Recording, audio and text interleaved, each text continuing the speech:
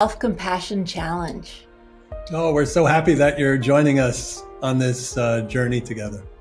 So for the first day of the self-compassion challenge, I'd like to introduce you to what self-compassion is.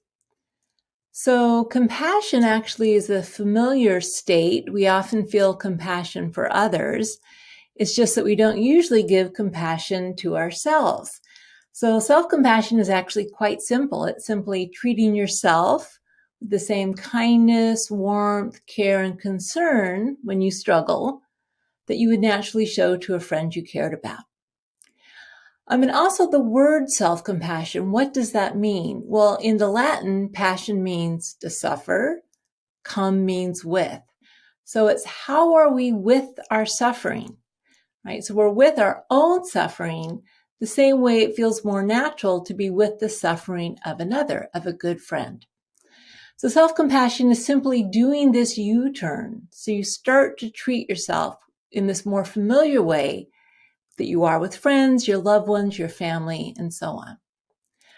And so let's think about what goes into how we treat our friends when they struggle. Well, the first thing that has to happen is you have to notice it, right? Or you have to listen to your friends. If your friend calls you up and says, hey, I'm having this horrible time, I need you. And you say, oh, I'm too busy. I don't have time for you right now. You actually can't give your friend compassion.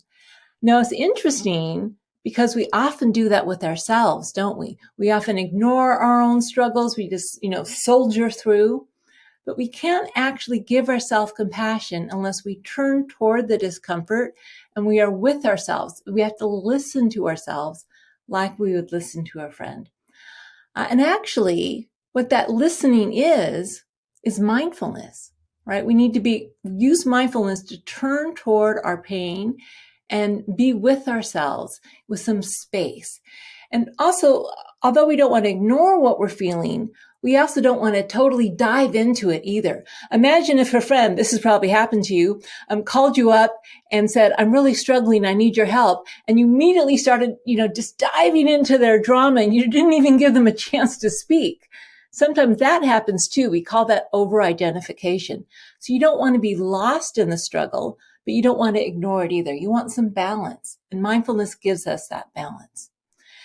Okay, then once you listen to your friend and you turn toward their pain, to be compassionate, it means we respond with warmth, with care, with kindness, with encouragement, with support.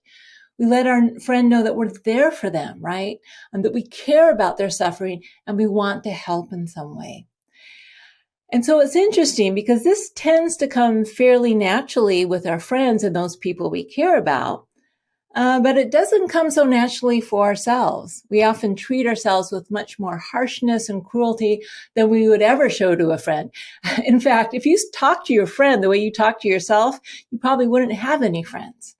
So with self-compassion, we turn around that more natural tendency to be hard on ourselves, to judge ourselves, and we treat ourselves with this warmth, this care, this concern, this support.